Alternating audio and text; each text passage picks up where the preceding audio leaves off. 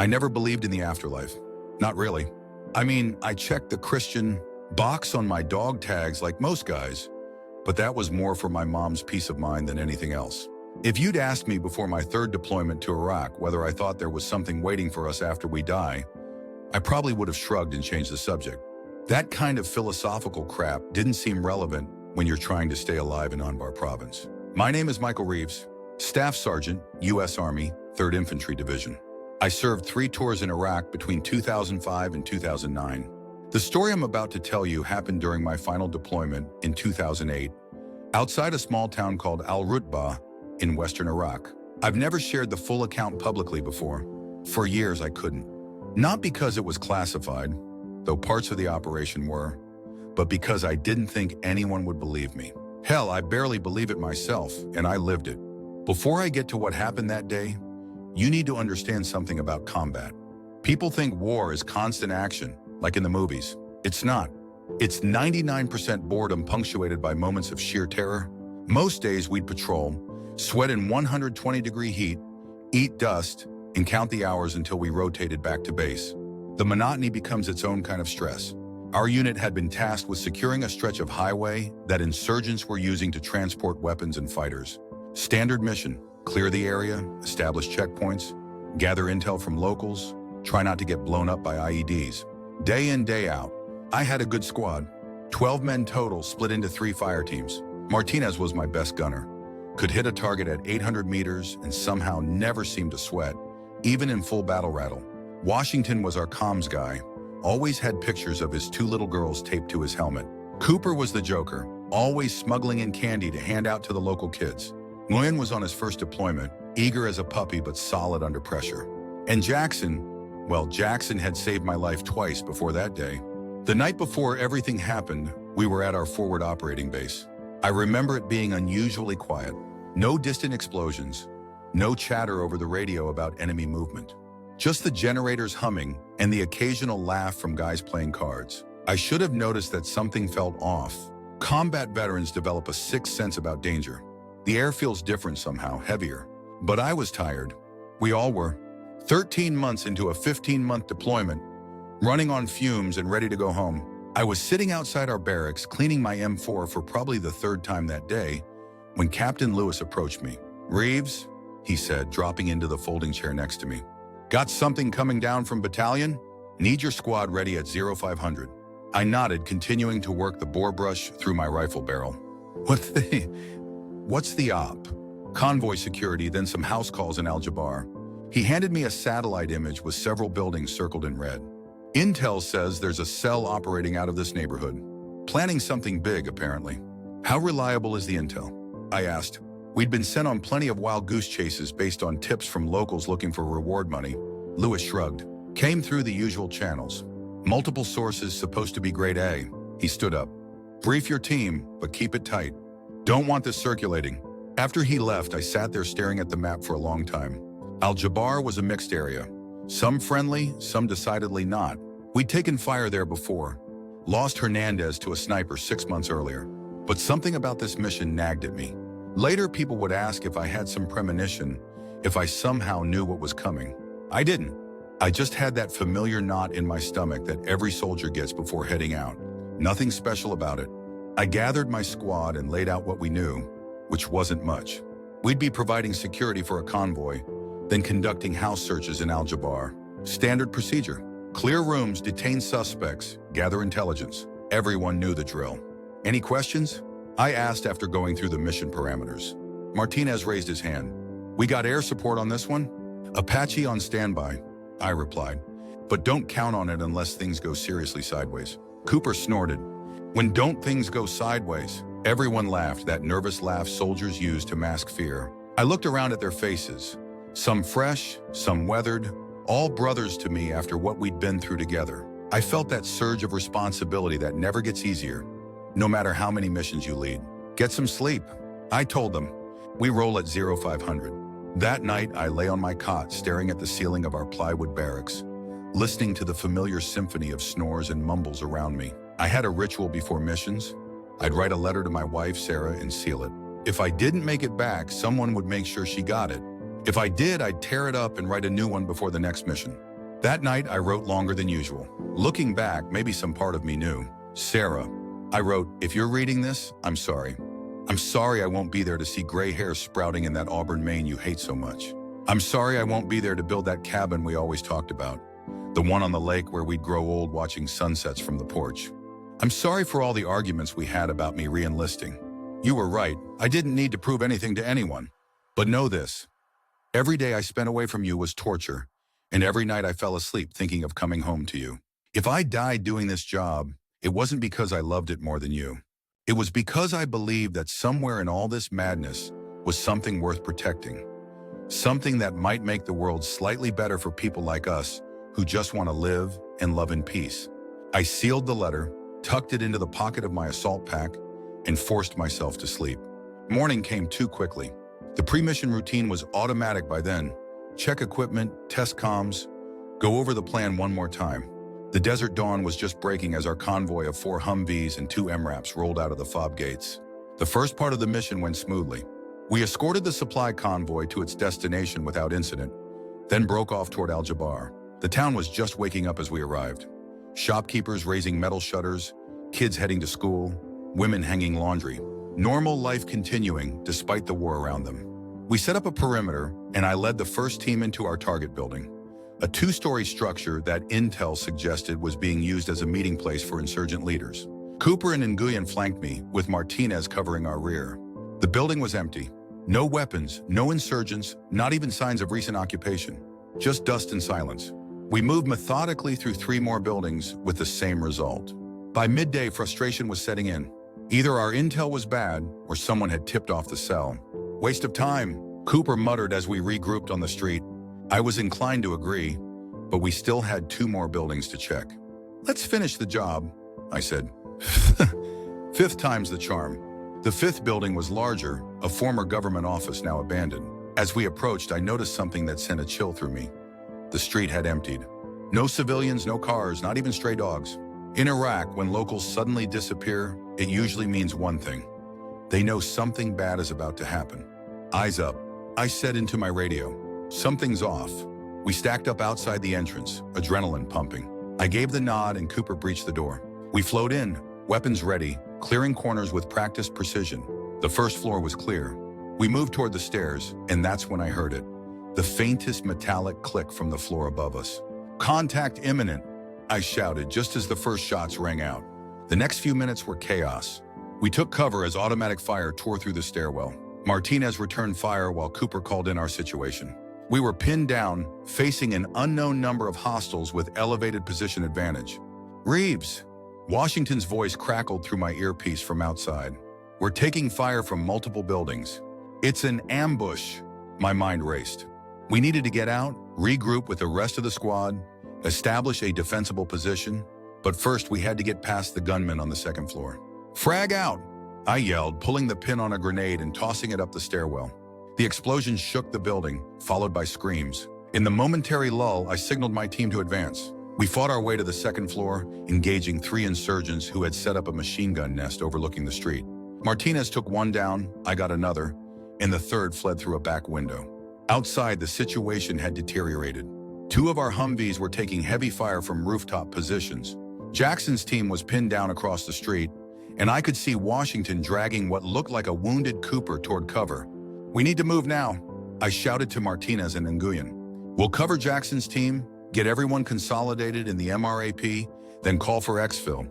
We burst out of the building, laying down suppressive fire as we sprinted across the street. I felt the snap of bullets passing too close, heard the distinctive ping as one ricocheted off my helmet. My world narrowed to the immediate task: reach Jackson, get everyone to safety. I was 10 feet from their position when I saw the RPG launcher. Time seemed to slow. The insurgent was on a rooftop to our right. The launcher on his shoulder aimed directly at the damaged Humvee where 3 of my men had taken cover. I don't remember deciding to change direction. I just did. I broke from my path and sprinted toward the Humvee, shouting a warning. Martinez saw what I was doing and laid down covering fire toward the RPG position. I reached the Humvee just as I heard the distinctive whoosh of the rocket launching. "Cooley, get down!" I screamed, physically pushing Nguyen and 2 others away from the vehicle. What happened next comes to me in fragments, like broken pieces of a dream. I remember a deafening roar, a flash of heat so intense it felt like my skin was melting, the sensation of flying or falling, the sky and earth trading places, the taste of blood and dust, and pain, white-hot, consuming pain throughout my body. Then nothing. I don't know how long I floated in darkness. It could have been seconds or hours. The first thing I became aware of was the absence of pain. The relief was so profound, I would have wept if I could feel my body. But I couldn't. I seemed to exist without form, just consciousness suspended in void. Then came the sounds. Distant at first, like they were filtering through water. Voices shouting, someone calling my name, the rhythmic thump of helicopter rotors. I tried to respond but couldn't find my voice. Gradually, a new sensation emerged, movement. I was traveling upward or outward, away from the sounds. The darkness began to thin, like fog dissipating in morning sun. And then, light, not harsh or blinding, but soft, welcoming. It surrounded me, permeated me. I realized I could see again, though not with my eyes, at least not the eyes I was used to. I looked down expecting to see my body, my combat boots, my blood-soaked uniform. Instead, I saw only luminescence where my form should have been. Panic should have engulfed me then, but it didn't. In its place was a profound sense of peace, unlike anything I'd ever experienced. All the fear, anger, and grief I'd carried through 3 deployments, it was gone, lifted away like it had never existed. I became aware that I wasn't alone. The light seemed to contain countless other presences, some vague, others more defined. They didn't speak, not in words, but somehow I understood they meant me no harm. They were guides or witnesses, perhaps. As this realization settled over me, the environment began to change. The featureless void gave way to something else, a landscape of sorts, though unlike any terrain I'd ever encountered. It wasn't physical, not in the way we understand physicality. It was a realm of pure consciousness, where thought and reality were indistinguishable. In the distance, though distance itself seemed like an inadequate concept, I perceived what looked like a vast city made of light. Its structures weren't buildings as we know them, but intricate patterns of energy that somehow communicated ancient wisdom and purpose. I felt drawn to it, pulled by a gentle but irresistible force. As I moved toward this luminous metropolis, fragments of my life began appearing around me. Not as memories exactly, but as living moments suspended in this strange dimension. I saw myself as a child, climbing the oak tree in my grandparents' yard. I saw my high school graduation, my wedding day, my first deployment ceremony. But I also saw moments I'd forgotten or never noticed. The time I helped an elderly neighbor during a storm, a conversation with a struggling recruit who later told others I'd saved his life, the look on my wife's face when she watched me sleeping one ordinary Tuesday morning. These weren't random scenes. They were connected by threads of meaning, showing how my choices had affected others in ways I'd never realized. Even small gestures, a kind word, a moment of patience, a decision to stand up for someone, had created ripples that touched countless lives. But I also saw the damage, moments of callousness or anger that hurt those around me, the promises broken, the times I'd been absent when I was needed most. There was no judgment in how these scenes were presented, only truth, stark and undeniable. I understood then what was happening. I was experiencing what some call a life review, though that term feels inadequate for the totality of what I witnessed. It wasn't just seeing my past actions, it was feeling their impact from the perspective of everyone involved. When I'd been cruel, I felt the pain I'd caused. When I'd shown compassion, I experienced the relief and gratitude of the recipient. The scene shifted to Iraq. I saw every patrol, every firefight, every decision I'd made as a squad leader. I felt the terror of my men when bullets flew, their trust in my leadership, their doubt when missions seemed pointless. I experienced the grief of the Iraqi civilians caught in our crossfire, the fury of young men who joined insurgent groups after losing family to coalition forces, the hope of children who believed we might bring them a better future. War, seen from this perspective, was neither heroic nor evil.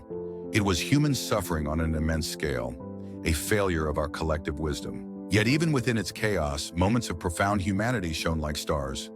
Soldiers risking their lives for each other, for civilians, sometimes even for enemy fighters wounded and helpless on the battlefield. The review culminated with my final moments, my decision to warn my team about the RPG, to place myself in its path. I felt no pride in this action, no sense that it redeemed my failures. It was simply what needed to be done in that moment, what anyone who loved their brothers in arms would have done. As the last scene faded, I found myself at the threshold of the light city. Up close, it was even more magnificent, a symphony of energy and consciousness in perfect harmony. I knew with unshakable certainty that this was home, the true home we all share beneath our temporary identities and physical forms. Standing at this boundary was a figure more radiant than the others. Its light so pure, I somehow recognized it as the source from which all other light derived. No words were exchanged, but a communication flowed between us. Concepts and emotions transferred with perfect clarity. You have questions. The presence conveyed. Indeed, I did. A lifetime of questions poured from me. About purpose and suffering, war and peace, life and death. Why was there so much pain in the world? What was the point of our brief human lives? Was there meaning in the seemingly random cruelty of existence? The answers came not as definitive statements, but as expansions of understanding, as if barriers in my mind were dissolving, allowing me to glimpse a vaster reality. I understood that our physical lives are a kind of classroom, each challenge an opportunity for growth. Suffering isn't meaningless, though its purpose often remains hidden from us. The conflicts that divide humanity, religion, politics, resources, ideology, are like shadows cast by a light we can't directly perceive, distortions of a unity that underlies all existence. Most profound was the revelation that love isn't just an emotion, it's the fundamental energy of consciousness itself, the force that binds the universe together. Not romantic love or familial affection, but something far more elemental, the recognition of self in other, the compassion that arises from truly seeing another being. As these insights cascaded through me, I felt myself growing, expanding beyond the identity of Staff Sergeant Michael Reeves. I was on the verge of merging with something infinite, of dissolving into a greater whole, while somehow retaining my essential nature. But as I prepared to take that final step, to cross fully into this realm of light, something held me back.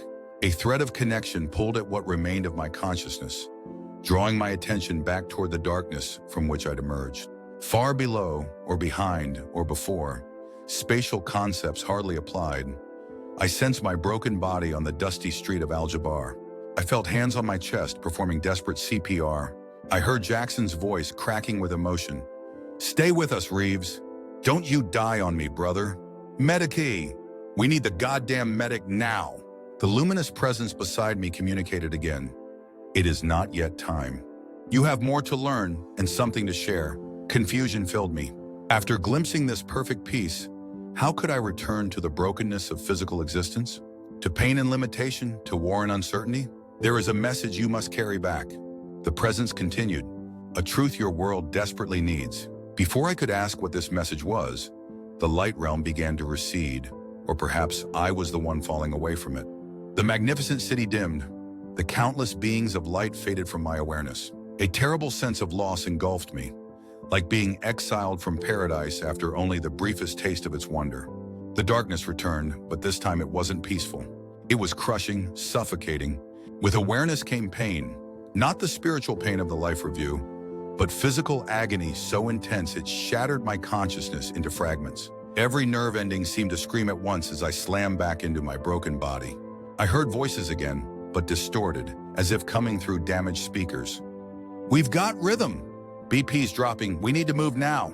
Bird's 2 minutes out. Keep that pressure on. Hang in there, Sarge. Just hang in there." I tried to speak, to tell them about where I'd been, about the light in the message. But my body wouldn't respond. I was trapped in broken flesh, a prisoner of neurons and synapses too damaged to obey my commands. The pain became unbearable. Then merciful darkness took me again. But this wasn't the peaceful void from before. This was oblivion, unconsciousness without awareness. When I next surfaced, the sensations were utterly different. The steady beep of monitors, the antiseptic smell of a medical facility, the distant sound of helicopter rotors and vehicles. I was alive somehow. I was back. I cracked my eyes open to blinding fluorescent lights and the blurry outline of a figure in medical scrubs. "He's conscious," someone said. "Staff Sergeant Reeves, you're at the Combat Support Hospital in Balad. You've been injured, but you're stable. Try not to move." I tried to speak, but found a tube down my throat. Panic surged through me, not because of the tube, but because I could feel the message I'd been given slipping away, like a dream fading upon waking. I needed to tell them, to preserve what I'd learned before it vanished completely. "Easy, easy," the voice soothed. "You're intubated. Don't fight it. Blink if you can understand me. I blinked, forcing myself to calm down. The message. What was the message? I clung to fragments, light, compassion, unity beneath division. But the crystalline clarity I'd experienced was fracturing, corrupted by my return to physical consciousness. You're one lucky son of a bitch, the doctor continued. RPG shrapnel missed your heart by millimeters. You've got a collapsed lung, ruptured spleen, broken ribs, skull fracture, and enough shrapnel in you to set off airport metal detectors for life. But somehow none of it's fatal. You flatlined twice, once in the field, once in transit. Technically, you were dead for almost 4 minutes total. 4 minutes. Was that all? It had felt like an eternity in that other realm, where time itself seemed like just another limited concept of physical existence. A new voice entered the room, deeper, authoritative. Is he responsive enough for a quick question? Sir, he's heavily sedated and just regained consciousness. This isn't the time. 2 of his men are still missing. If he saw anything before the blast, we need to know now. Missing? Who was missing? Fear cut through the narcotic haze. I tried to remember those final moments before the RPG hit. Who had been nearby? Cooper was already wounded. Washington was helping him. Nguyen and Martinez were with me. Jackson was across the street with... I couldn't remember. The pieces wouldn't fit together. The military voice moved closer. Staff Sergeant Reeves, this is Colonel Mercer. If you can hear me, we need to know. Did you see where Specialist Wilson and PFC Roberts were positioned before the blast? Blink once for yes, twice for no. Wilson and Roberts. Were they the missing men? I searched my fractured memory but came up blank. 2 blinks. Did you see any insurgents taking prisoners or dragging bodies away from the site? 2 blinks again. The colonel sighed. All right, we'll let you rest. His voice softened slightly. Your squad is safe because of you, Sergeant. 8 men coming home to their families. Remember that. 8. We were a 12-man squad. 8 safe, 2 missing, and Cooper, who I'd seen wounded. That left 1 unaccounted for. The math didn't work. Unless the realization hit me like another explosion. I was the 12th. They were counting me among the living, but I wasn't fully back. Part of me was still in that light city, still absorbing the profound truths I'd glimpsed. The message, I needed to remember the message. As the doctor adjusted my medications, sending me drifting toward unconsciousness again, I fought to hold on to what I'd experienced. Not just for myself, but because I'd been sent back for a reason. There was something I needed to share, something the world needed to hear. The drugs pulled me under, but this time, there was no light, no revelation, just the jumbled dreams of a broken soldier in a field hospital, clinging to fading visions of another world. The next few days passed in a blur of surgeries, pain medication, and brief moments of lucidity. Each time I woke, I struggled to piece together my experience, to remember the message I'd been given, but it remained elusive, like water slipping through my fingers. What I did learn, in fragments from conversations around my bed, was that my squad had been caught in a coordinated ambush. After the RPG hit, the firefight intensified. Wilson and Roberts had pursued insurgents into an alley and disappeared. Whether they were killed, captured, or simply cut off in hiding, no one knew. Cooper had taken shrapnel in the first exchange of fire, but would recover. The others had minor injuries. 4 insurgents confirmed killed, at least 6 more wounded or escaped. A typical skirmish in the long, grinding war. Notable only because of the missing soldiers and my near-miraculous survival. 5 days after the ambush, I was stable enough for transport to Germany. As medics prepared me for the flight, Jackson came to see me. His face was haggard, eyes bloodshot from lack of sleep. Reeves, he said, taking my hand awkwardly. They said you might not remember much. Doctor says that's normal with head trauma. I managed a weak nod. The breathing tube was gone, replaced by a nasal cannula, but my throat was still raw, my voice a raspy whisper. They find Wilson and Roberts? I asked. Jackson's face darkened. Not yet. Search teams are still looking. Intel thinks they might have been taken north toward the Syrian border. He tried to smile. Roberts is too ornery to die, and Wilson's too smart to let himself get killed. They'll turn up. I wasn't so sure, but I nodded anyway. I need to tell you something, I whispered. Jackson leaned closer. What's that, Sarge? When the RPG hit, I think I died, really died. He nodded slowly. Medic said your heart stopped. Martinez did CPR until the corpsman got there. Was touch and go. No, listen. I went somewhere. Saw things. The words felt inadequate, childish even. How could I explain the majesty of what I'd witnessed with my limited vocabulary? Jackson studied my face. Like a tunnel with a light? My grandma talked about that when she had her heart attack. Said she saw angels.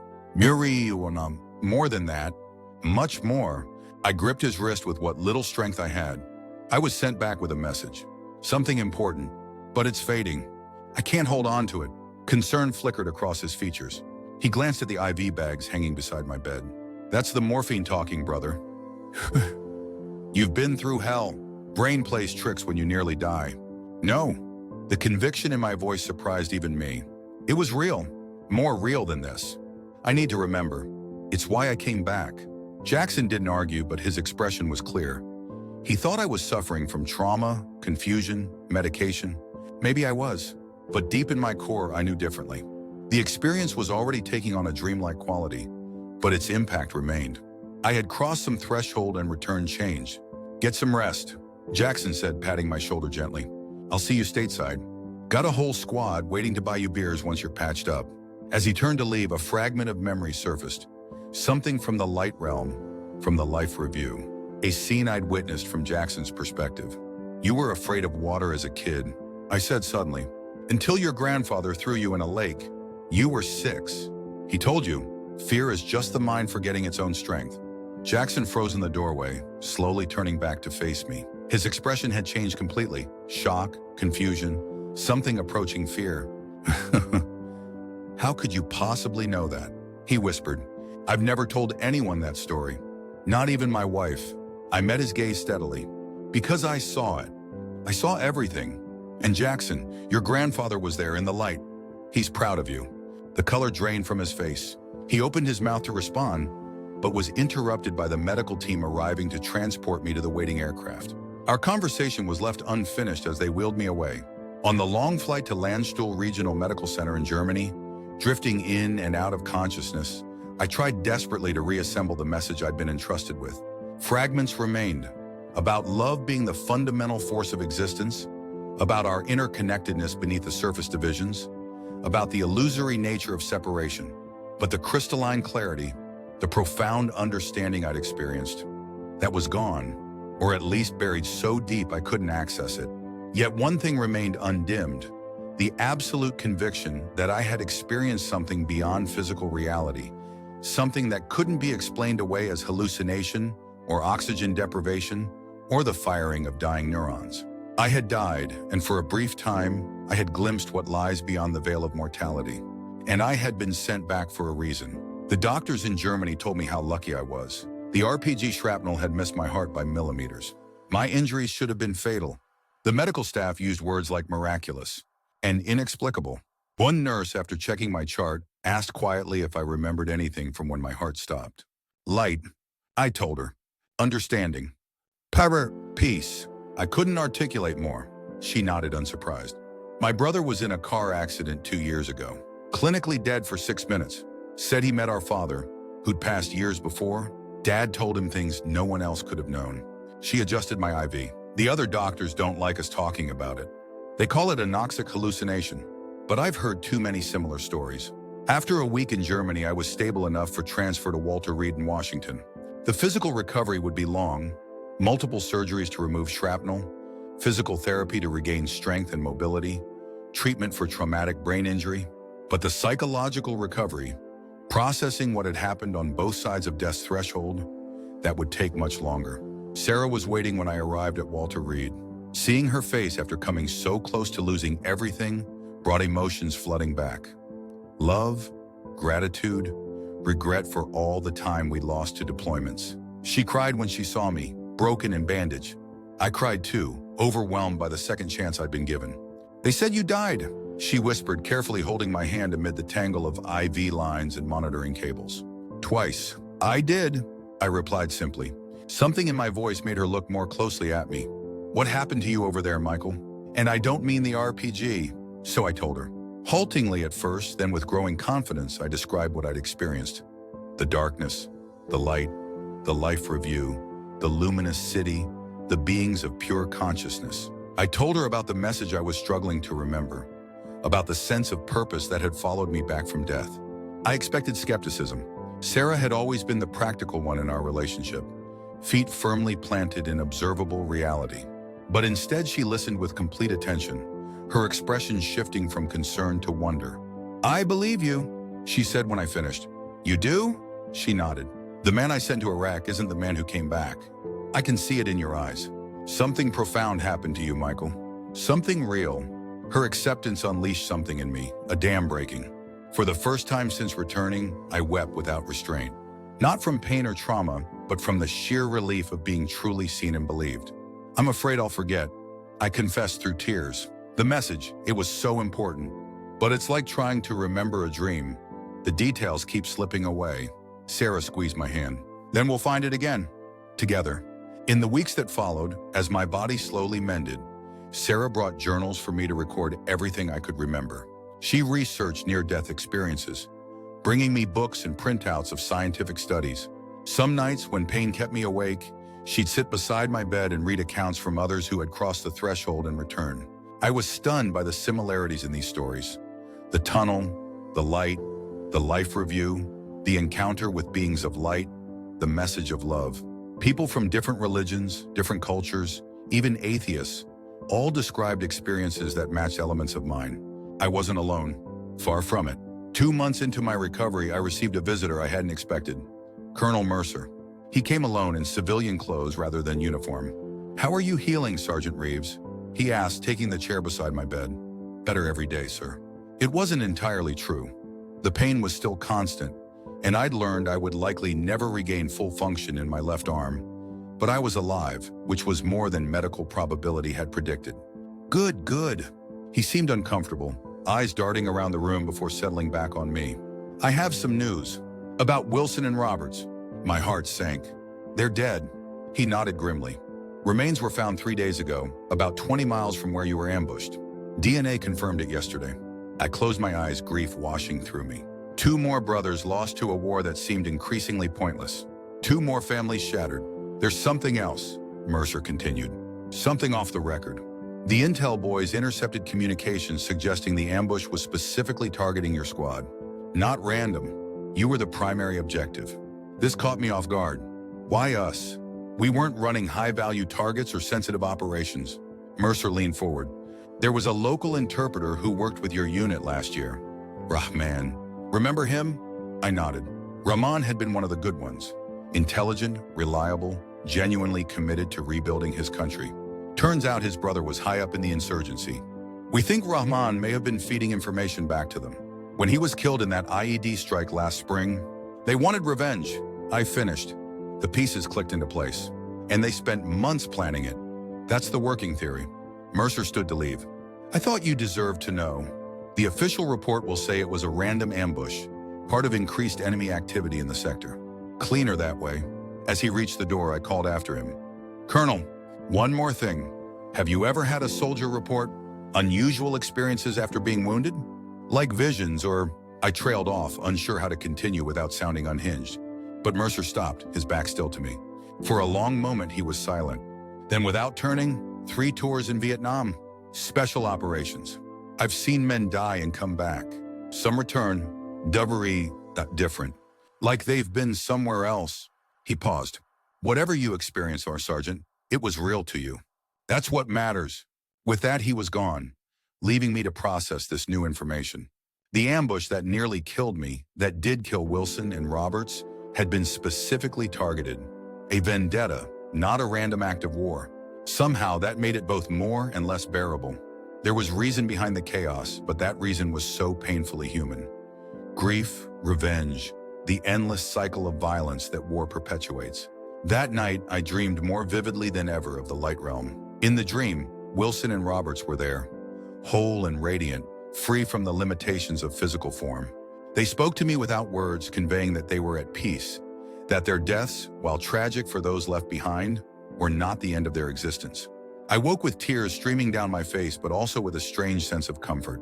The dream had felt like more than just my subconscious processing grief.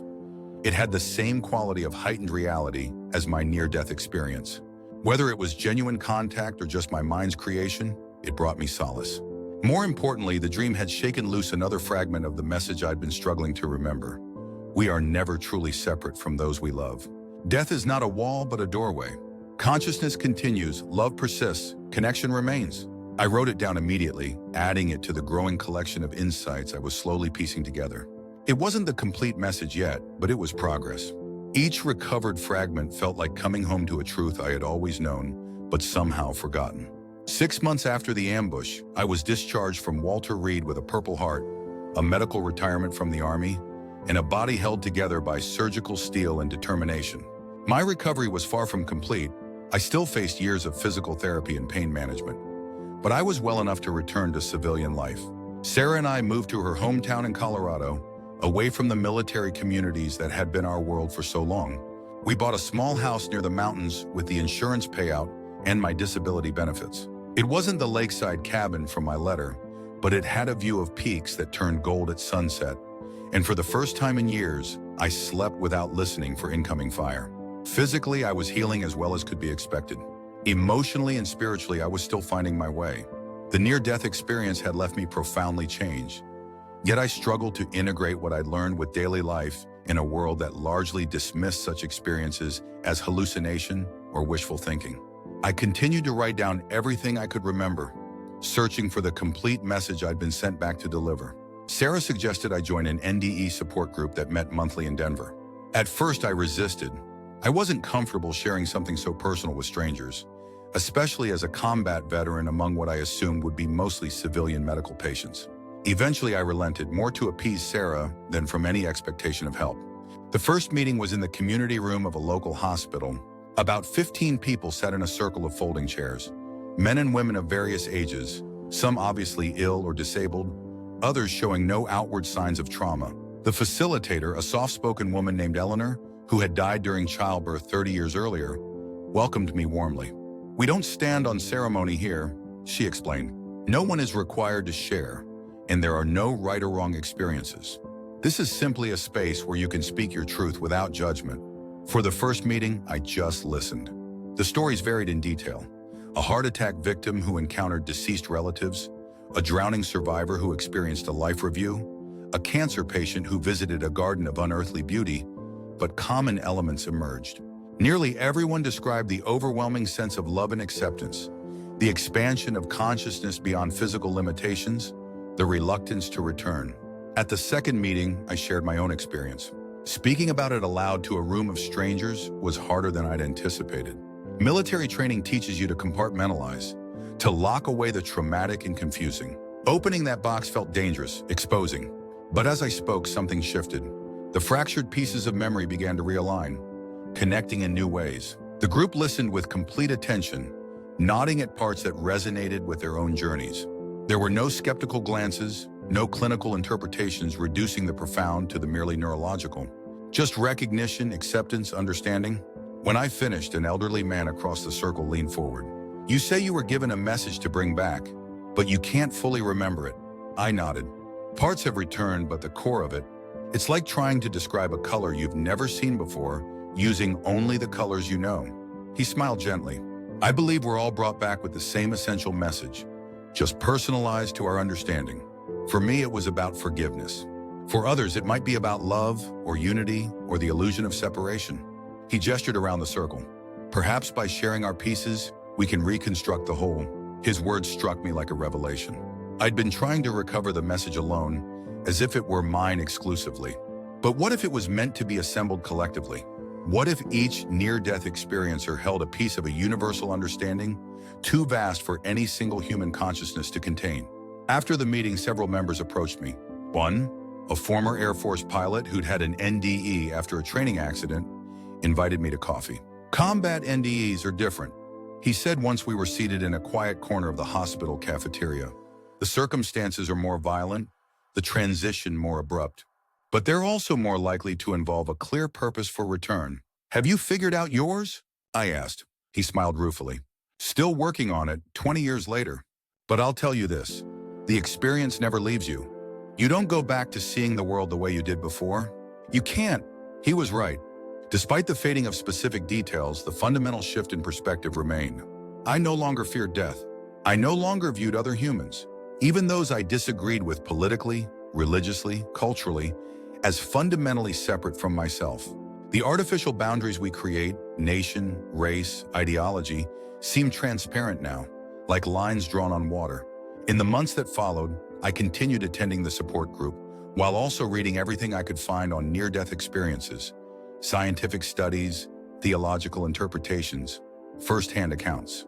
I connected with researchers at the University of Virginia who were documenting NDEs scientifically, even submitted to brain scans and psychological evaluations for their database. Slowly, painstakingly, the message continued to reassemble itself, not just through conscious recall, but through dreams, through meditation, through conversations with others who had crossed the threshold and returned. It wasn't coming back as linear information, not a set of instructions or specific prophecy, but as a holistic understanding that was changing how I perceived every aspect of existence. One night, about a year after the ambush, I woke from a particularly vivid dream with absolute clarity about at least part of the message.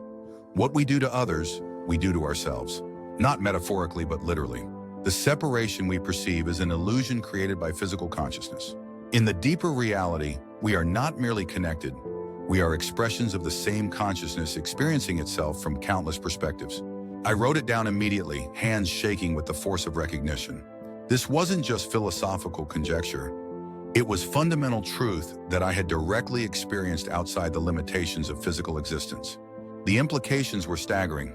Every act of violence against another was self-harm. Every gesture of compassion was self-healing. War viewed from this perspective was a tragedy beyond measure. Consciousness tearing at itself, forgetting its own unity. I understood then why I had been sent back, why the experience wouldn't let me go. My message wasn't for me alone. It was for a world trapped in the illusion of separation, a world tearing itself apart because it had forgotten the truth of its interconnectedness. But how could I convey this understanding to others? How could I translate an experience beyond words into something that might actually change hearts and minds? I was just a broken soldier with a story that sounded like fantasy to many and heresy to others. The answer came from an unexpected source. One evening, Sarah was scrolling through social media when she called me over to her computer. "You should see this," she said, pointing to a video that was going viral. It showed a Marine veteran describing his near-death experience after being hit by an IED in Afghanistan. His account contained many elements similar to mine: the life review, the beings of light, the message of universal love and interconnection. The comment section was filled with hundreds of responses, some skeptical, but many from other veterans sharing similar experiences they'd never felt safe revealing before. The video had over 1 million views. "You could do this," Sarah said simply. "Share your story. Your voice might reach people who would never listen to civilians talking about spiritual experiences. But they might listen to a combat veteran." The idea terrified me. Going public would invite scrutiny, ridicule, perhaps even anger from those who would see it as diminishing the sacrifice of those who died. The military community can be ruthlessly practical. Mystical experiences don't fit neatly into the warrior ethos. Yet the message wasn't mine to keep. I had been sent back to share it, not to safeguard it out of fear. 2 weeks later, with Sarah's help, I recorded a simple video. Just me, sitting in our living room, recounting what had happened in Iraq and what I had experienced on the other side of death. I spoke plainly, without embellishment, acknowledging the skepticism such accounts naturally invite while standing firmly in my truth. I don't know why I survived when others didn't. I concluded, I don't claim any special wisdom or status because of what I experienced. But I do know this. I was sent back with a message too important to keep to myself, even at the risk of being misunderstood. That message, as best I can express it, is this: we are not separate beings competing for limited resources on a dying planet. We are interconnected expressions of the same consciousness, temporarily experiencing the illusion of separation for purposes of growth and learning. The hatred, violence, and division that define so much of human interaction are based on a fundamental misunderstanding of our true nature. What we do to others, whether harm or healing, we literally do to ourselves. Sarah uploaded the video with a simple title: "I died in Iraq during a firefight. The message I received changed my life forever." I expected it to vanish into the vast digital ocean of content, perhaps seen by a few hundred people before being forgotten. I wasn't prepared for what actually happened. Within 48 hours, the video had been viewed over 500,000 times. Within a week, it passed 3 million. News outlets began calling. Veterans organizations reached out. Religious leaders from various faiths contacted me, some supportive, others concerned about theological implications. Most overwhelming were the messages from other veterans. Hundreds, then thousands of emails, social media comments, and letters poured in from men and women who had experienced similar phenomena but had never spoken publicly about it. Some had NDEs in combat like mine. Others described mystical experiences during moments of extreme stress or trauma, expanded awareness, time distortion, encounters with deceased comrades, profound spiritual insights that didn't fit into conventional religious frameworks. "I've been carrying this alone for 40 years, wrote a Vietnam veteran. Thought I was crazy or weak. Thank you for having the courage to speak your truth."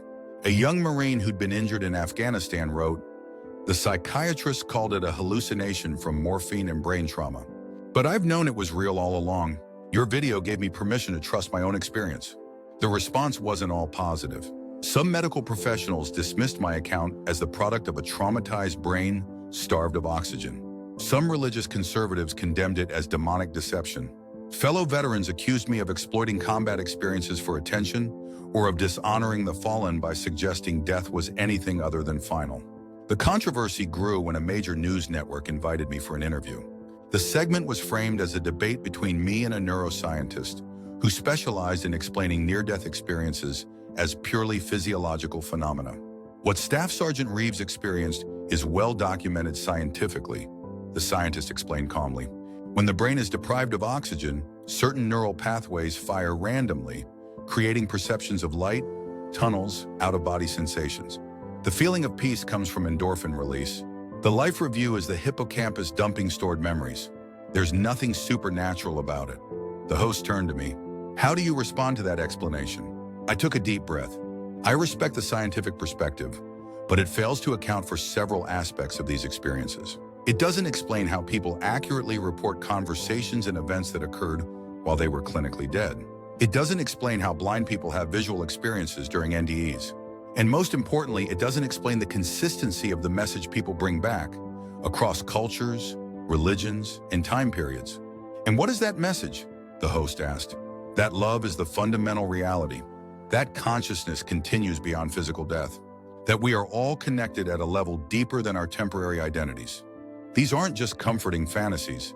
They're glimpses of a truth our physical brains aren't designed to fully comprehend." The debate continued, neither side conceding ground. But something unexpected happened in the days following the broadcast. My inbox filled with messages from scientists, doctors, and researchers who privately supported my perspective while maintaining scientific skepticism publicly. "I've been documenting NDEs for 20 years, wrote a cardiologist from Baltimore.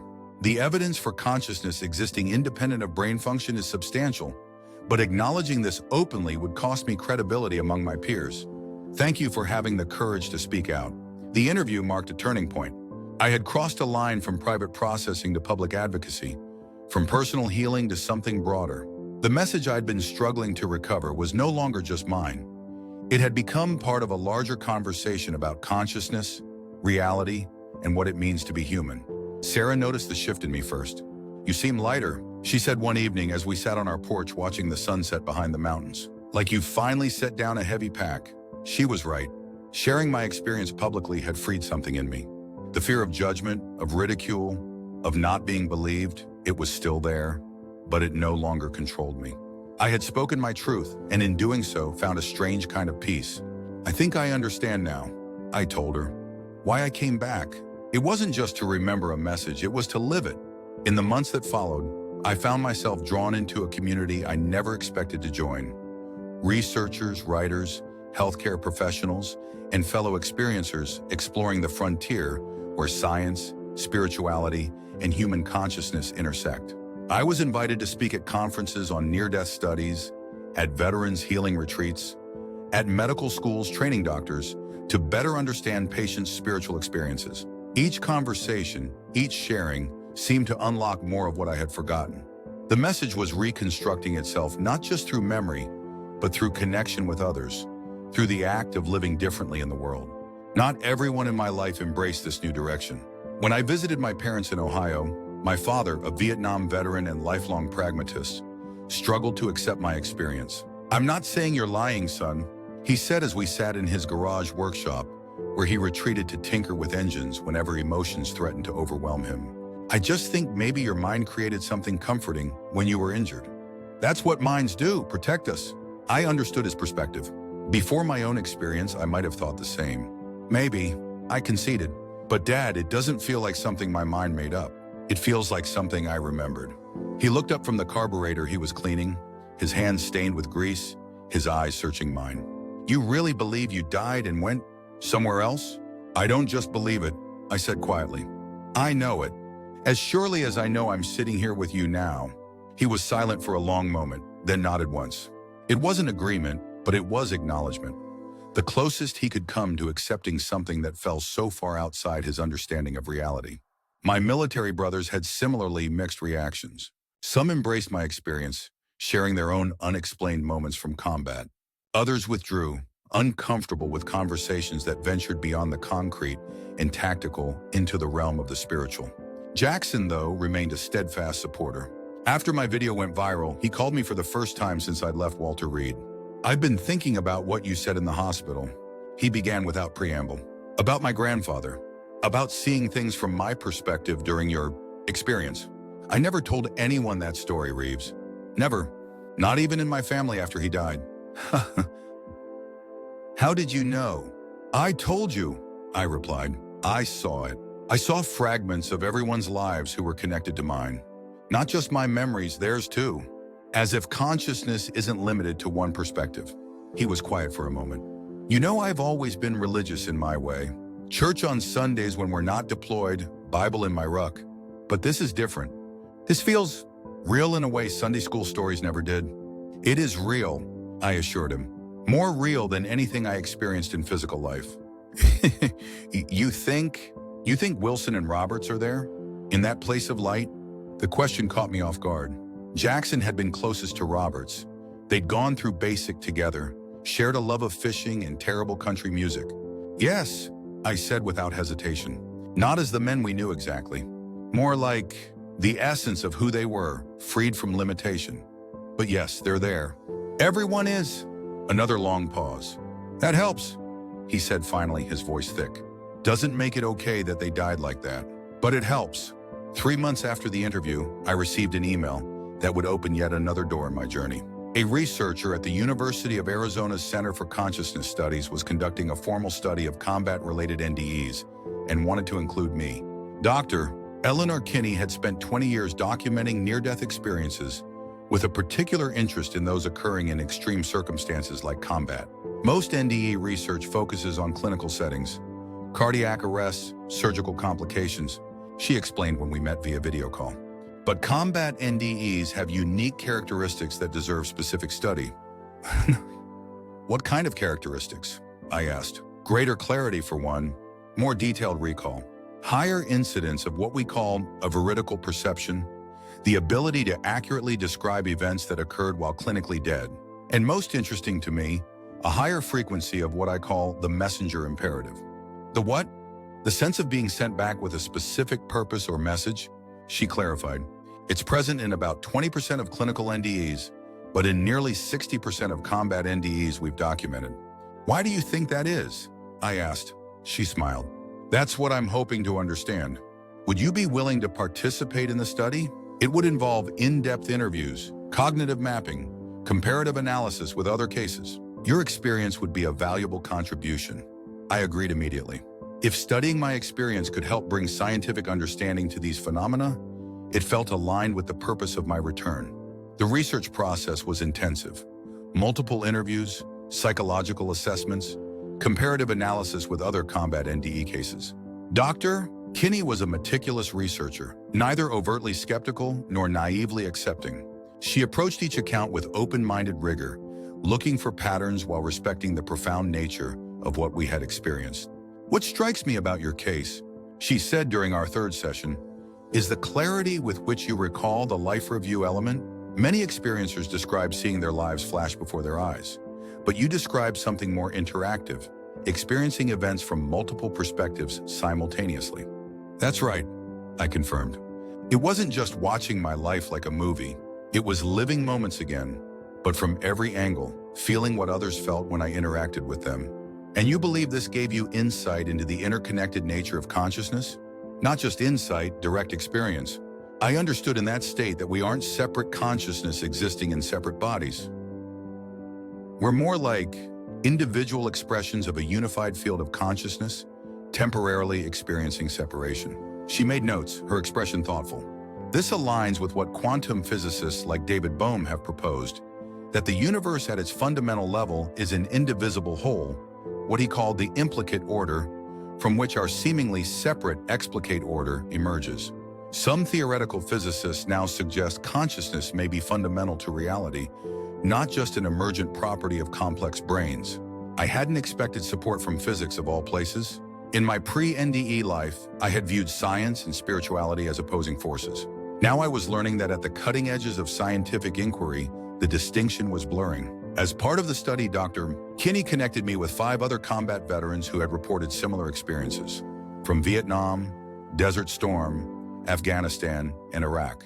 We met via video conference, 6 men who had crossed the threshold of death in circumstances of extreme violence and returned with strikingly similar accounts. The light wasn't just brightness, said Frank, a former Marine who had died when his helicopter crashed in Afghanistan.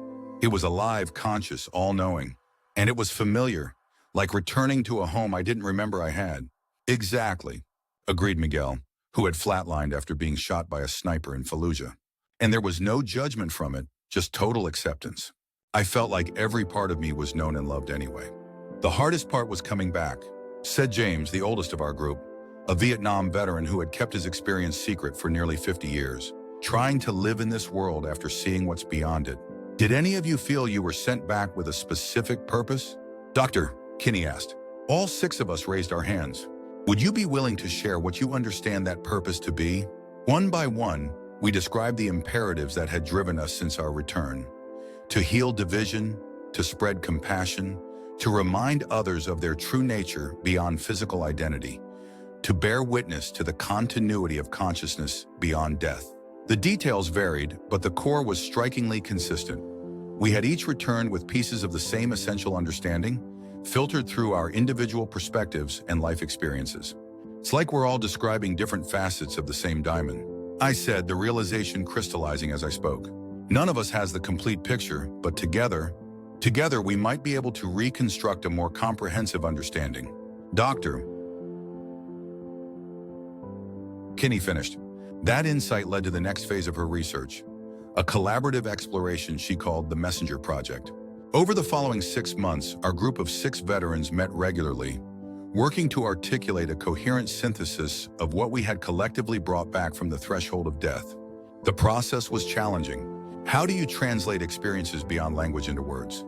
How do you communicate insights that came through direct knowing rather than logical reasoning? Yet slowly, through hours of conversation, through comparing metaphors and testing articulations, a clearer picture emerged, not just of what lay beyond physical existence, but of why we had been sent back to share it. Meanwhile, my video continued to spread, translated into dozens of languages, viewed millions of times. The messages kept coming, from veterans, civilians, healthcare workers, grieving families seeking comfort, philosophers grappling with consciousness, scientists intrigued by implications for their research. Not all the attention was welcome. A prominent religious organization published an article warning that near-death experiences were demonic deceptions designed to lead people away from doctrinal truth. A well-known skeptic wrote a scathing piece suggesting I was either lying for attention or suffering from delusion. I received death threats from people who saw my messages threatening to their worldview, and speaking invitations from others who tried to co-opt my experience to support their particular ideology. Both extremes missed the point entirely. How do you handle the attacks? Sarah asked one night after I'd received a particularly vicious email accusing me of blasphemy. I thought about it. Before my NDE, they would have devastated me. I would have either fired back or withdrawn completely. But now, I understand where they come from. Fear. The same fear I had before I died. The terror of non-existence, or of judgment, or of having built your identity around beliefs that might not be true. You sound like you pity them, she observed. Not pity, empathy. I remember what it was like to live with that kind of fear, to need certainty so badly you reject anything that challenges it. That's part of the message too, I think. Compassion for where each person is on their journey, even when they lash out. Sarah studied me with a gentle smile. You really have changed. The Michael I married would have put his fist through a wall if someone attacked him like this. She was right. The Michael who deployed to Iraq was quick to anger, defensive, determined to prove his strength at every turn. That man seemed increasingly distant to me now. Not gone entirely, but transformed, like a caterpillar that retains its essential DNA while becoming something new. The most unexpected development came 8 months after my video went viral, when I received a call from a number I didn't recognize. "Is this Staff Sergeant Michael Reeves?" asked a voice I hadn't heard in years. "This is Michael Reeves," I confirmed, no longer using my military rank in civilian life. "Who's calling?" "This is Abdul Rahman. We worked together in Iraq." I nearly dropped the phone. "Rahman? I was told you were killed in an IED strike." There was a pause. "No, that was my cousin who was also an interpreter. He had my identification when he died. After that, it became safer for me to let people believe I was dead." "Where are you now?" I asked, still struggling to process this revelation. "Show Canada. I got out with my family through a special visa program for interpreters. I have been here 3 years now." "Rahman," I said, sorting through implications. "Your brother, Colonel Mercer, told me he was in the insurgency, that the ambush that hit my squad was retaliation for your death." A heavy sigh. "My brother did join the insurgents after our parents were killed at a checkpoint, but he was not involved in any attack on your unit. He died 2 months before your ambush." "And why?" "I do not know why Mercer told you this. Perhaps to give you an explanation that made sense. It is easier to accept tragedy when there is a reason behind it." I sat down, feeling suddenly unsteady. "Why are you contacting me now?" "I saw your video," he said simply, "about dying and what you experienced. It has been watched many times in Middle Eastern communities, even in Iraq. I needed to tell you something. The message you speak of, about our interconnection beneath the divisions we create, this is not so different from what Islamic mystics have taught for centuries. The Sufis speak of wahdat al-wujud, the unity of existence, that beneath apparent diversity, all reality is one. I hadn't expected theological validation from an Iraqi Muslim, especially one I had believed dead for years. The conversation with Rahman lasted over an hour, ranging from philosophical parallels between my experience and Sufi mysticism to updates on his new life in Canada with his wife and children. Before we ended the call, I had to ask one more question. "Rahman, do you think there's any chance of peace? Real peace between all the different factions and faiths that are tearing your country apart? That are tearing the world apart?" He was quiet for a moment. "In the world as it is structured now, with its systems built on separation and scarcity? No. But in a world where enough people recognize the truth you glimpse beyond death, where we understand our fundamental unity beneath the surface divisions. Yes, this is the only path to real peace. It will not come through politics or military force, or even traditional religion. It will come when enough individuals experience a shift in consciousness, either through experiences like yours or through practices that thin the veil between our ordinary awareness and deeper reality."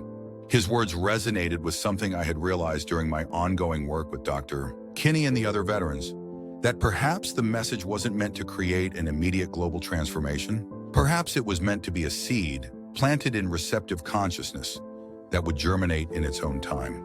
As our conversation with Rahman ended, he said something that would stay with me. "In my culture, we have a saying, 'The words of one who has returned from death have the weight of mountains.' Your experience matters, Michael, not because it confirms any particular religion or philosophy, but because it reminds us of what we have forgotten, that beneath all our conflicts lies a unity we cannot destroy, only temporarily ignore." 2 years after the ambush that took me to death's threshold and back, I returned to Iraq. Not as a soldier this time, but as part of a Veterans Reconciliation Initiative. The program brought together American veterans and Iraqi civilians who had lived through the war, creating space for honest exchange outside political narratives.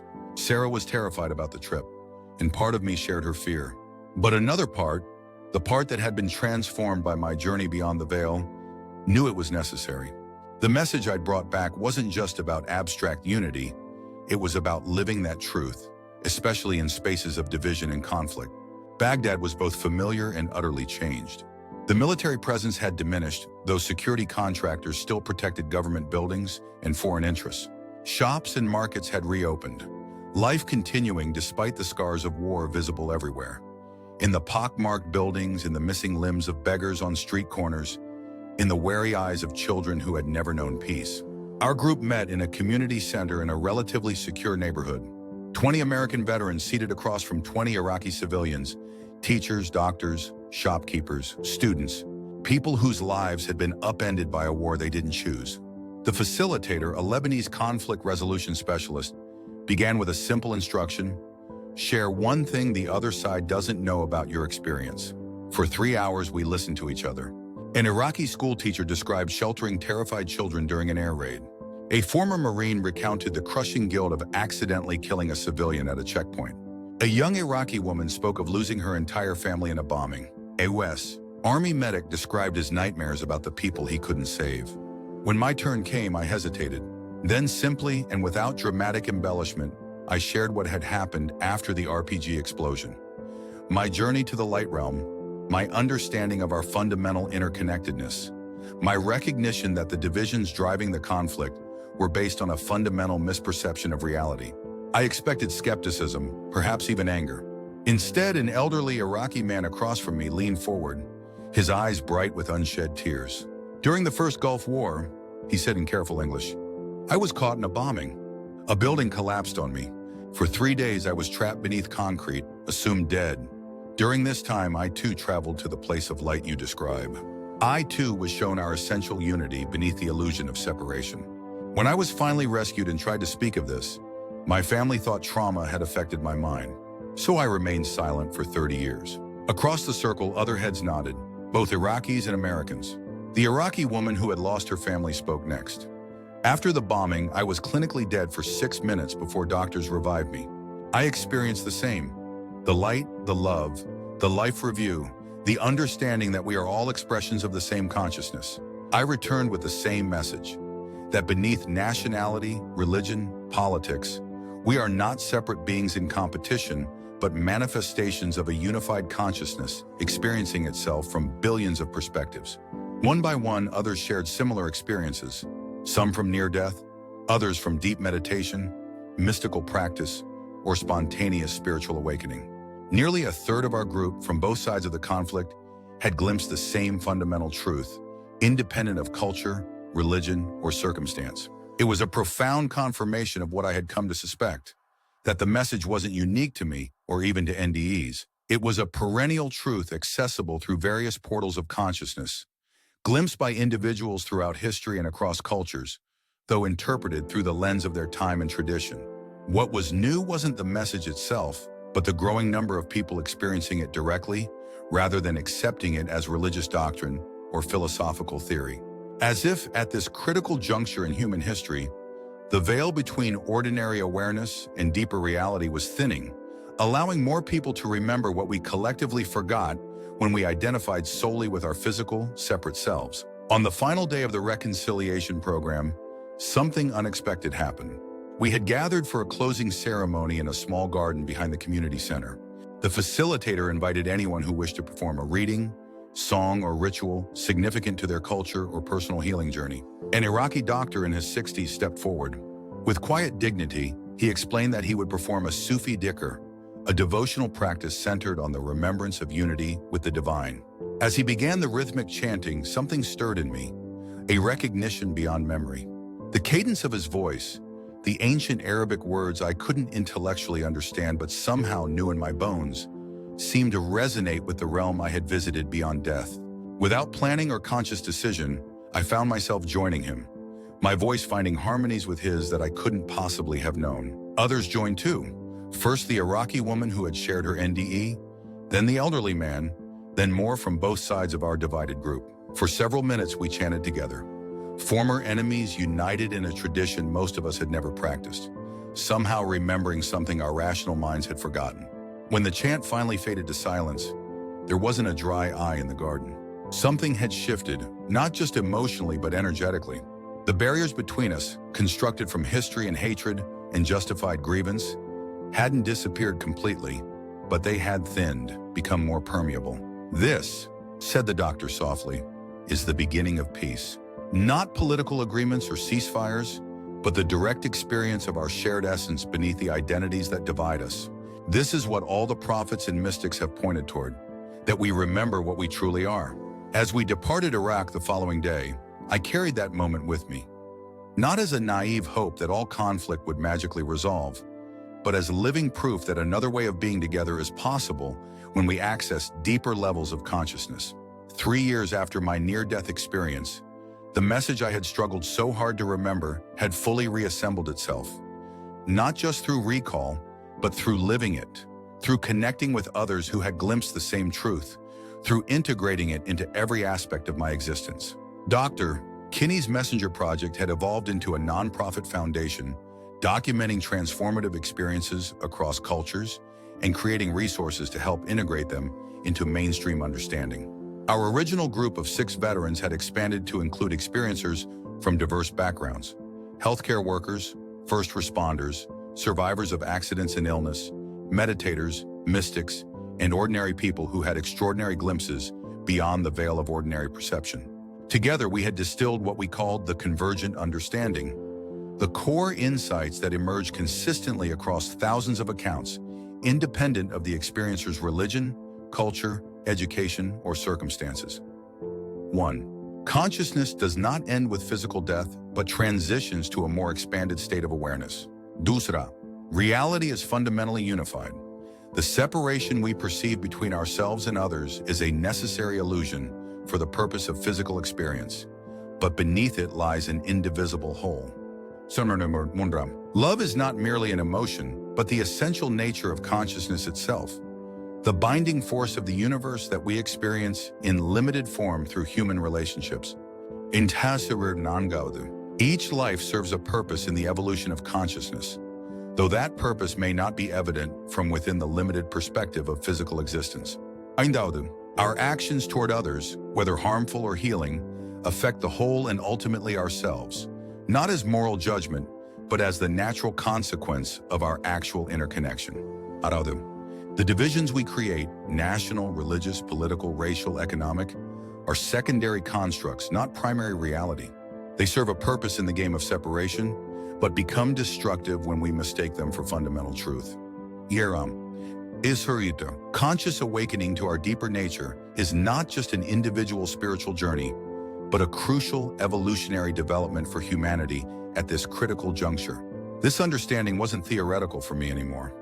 It was the lens through which I experienced every aspect of life. It transformed my relationship with Sarah, deepening our connection beyond romantic love to recognition of our shared essence. It changed how I viewed my ongoing physical pain from war injuries, not eliminating it, but shifting my identification with it. Most profoundly, it altered how I related to those I disagreed with politically, religiously, or ideologically.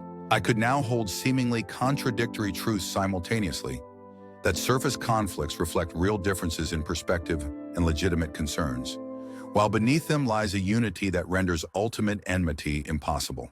This didn't make me passive in the face of injustice or apathetic towards suffering. Quite the opposite. It fueled a more committed engagement with the world's challenges, but from a place of expanded perspective rather than reactivity. As Rahman had said, real change wouldn't come through force of any kind, but through shifts in consciousness that revealed our essential interconnection. On the 5th anniversary of the ambush that had temporarily taken my life, I returned to Walter Reed to visit wounded warriors newly returned from combat zones. The hospital had been rebuilt since my time there, more modern, more attuned to both physical and psychological healing. As I walked the halls where I had once been wheeled on a gurney, I reflected on the journey that had brought me full circle, from soldier to casualty, to experiencer to messenger, each identity containing and transcending the one before it.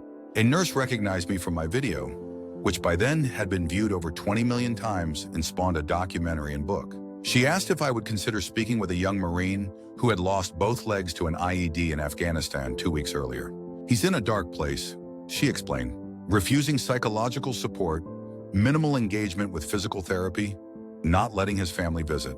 Maybe hearing from someone who's been where he is. I followed her to a private room where Lance Corporal Jason Miller lay staring at the ceiling, his body ending abruptly mid-thigh, tubes and monitors connecting him to machines tracking his vital functions. "Lance Corporal," I said quietly, "mind if I join you for a few minutes?" He turned toward me, eyes hollow with the 1,000-yard stare familiar to anyone who's seen combat trauma up close. No verbal response, just the barest nod. I sat beside his bed, not filling the silence immediately. Finally, he spoke. "You're that guy. The one who died and saw heaven or whatever." "Something like that," I acknowledged, though heaven isn't quite right. More like reality without the filters our physical brains impose. He made a sound between a laugh and a sob. "Well, I wish I'd stayed dead when they pulled me out of that Humvee. What's the point of living like this?"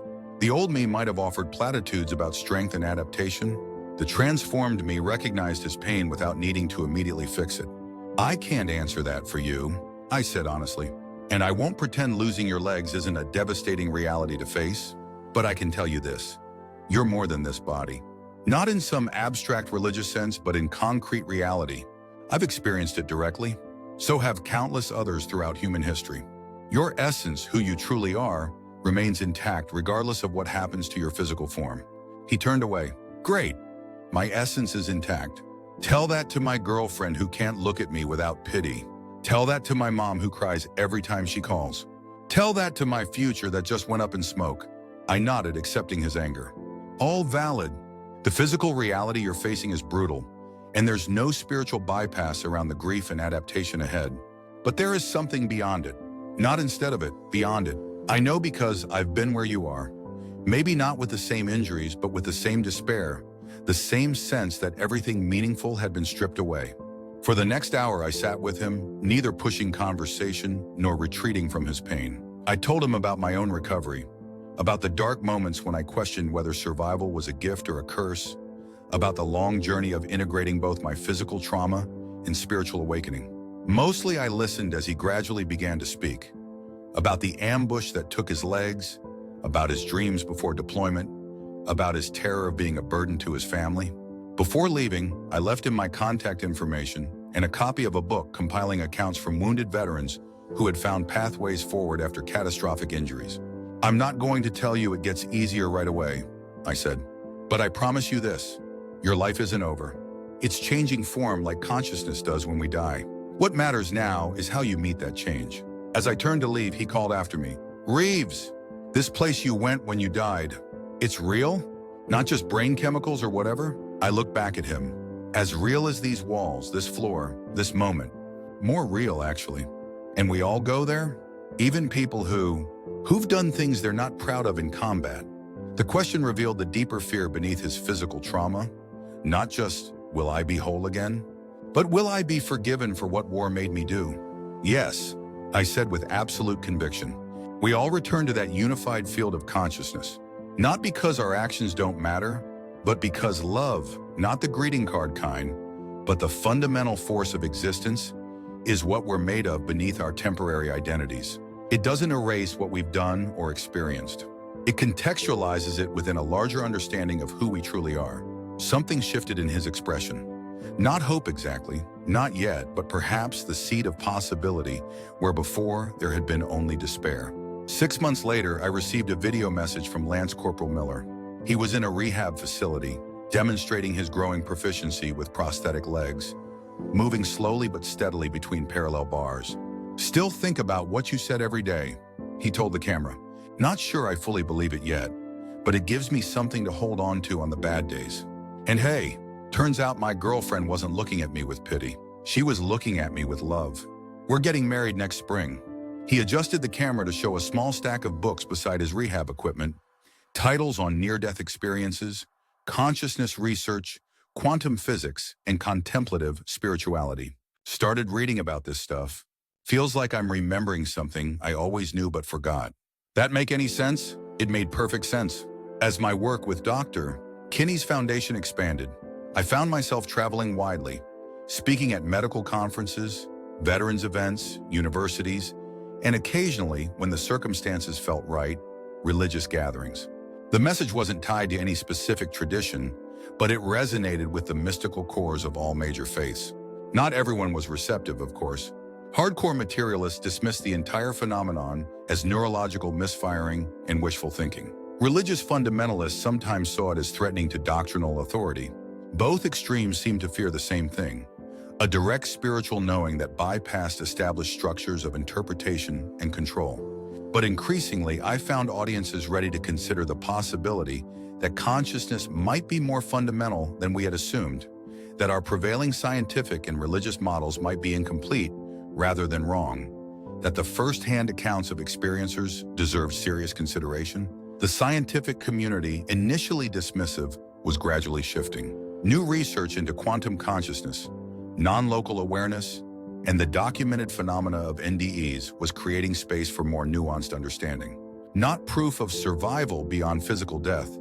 Science may never be able to provide that definitively, but legitimate questions about the nature of consciousness that challenge purely materialist paradigms.